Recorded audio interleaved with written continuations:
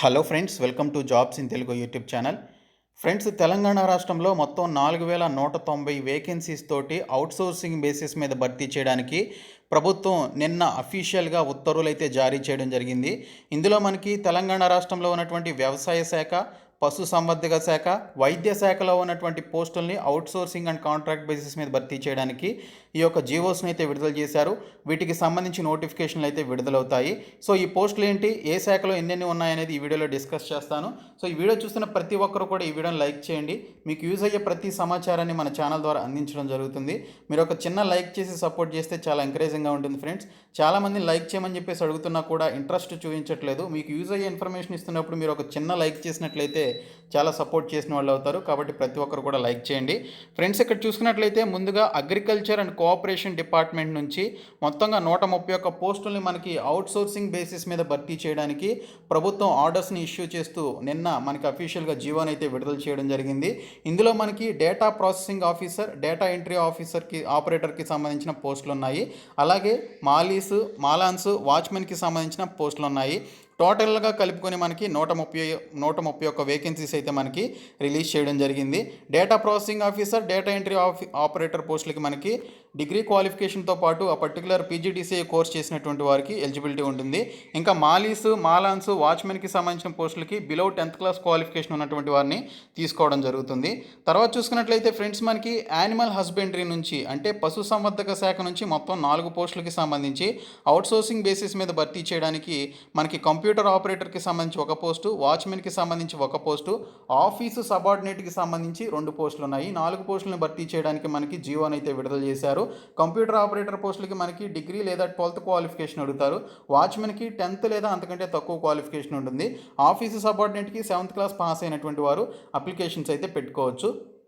తర్వాత చూసుకున్నట్లయితే finance department నుంచి 79 వేకెన్సీస్ తోటి మనకి డైరెక్టర్ ఆఫ్ ఇన్సూరెన్స్ సంబంధించినటువంటి డిపార్ట్మెంట్లో పనిచేయడానికి సంబంధించి 79 వేకెన్సీస్ని అవుట్సోర్సింగ్ బేసిస్ మీద భర్తీ చేయడానికి ఒక జీవో అయితే విడుదల చేశారు.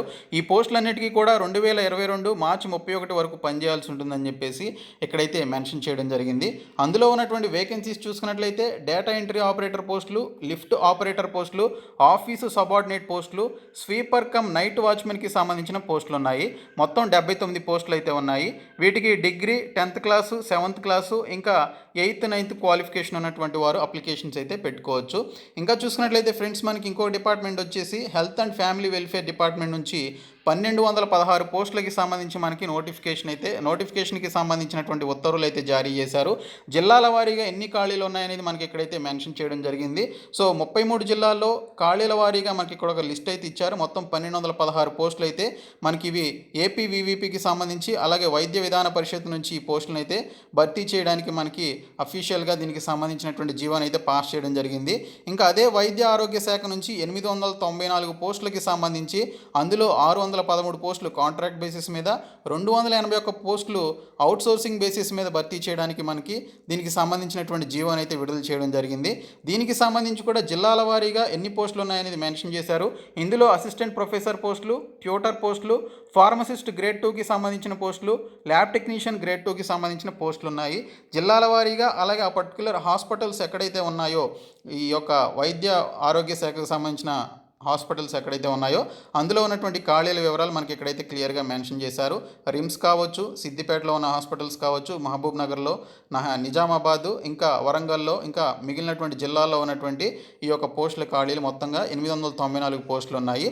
ఇంకోటి చూసుకున్నట్లయితే ఇదే వైద్య ఆరోగ్య శాఖ నుంచి మనకి మొత్తంగా 474 పోస్టులకి సంబంధించి 264 పోస్టులు వచ్చేసి కాంట్రాక్ట్ బేసిస్ మీద, 212 పోస్టులు వచ్చేసి అవుట్సోర్సింగ్ బేసిస్ మీద భర్తీ చేయడానికి జీవోస్ అయితే విడుదల చేశారు.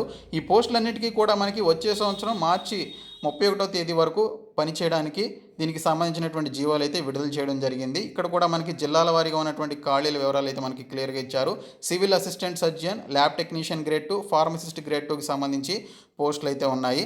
ఇంకా మనకి హెల్త్ డిపార్ట్మెంట్ నుంచి 1391 పోస్టులకి సంబంధించి మనకి జీవో విడుదల చేశారు. ఇందులో 881 పోస్టులు, అలాగే కాంట్రాక్ట్ బేసిస్కి సంబంధించి ఇంకా 510 పోస్టులు అవుట్సోర్సింగ్ బేసిస్కి సంబంధించి విడుదల చేయడం జరిగింది.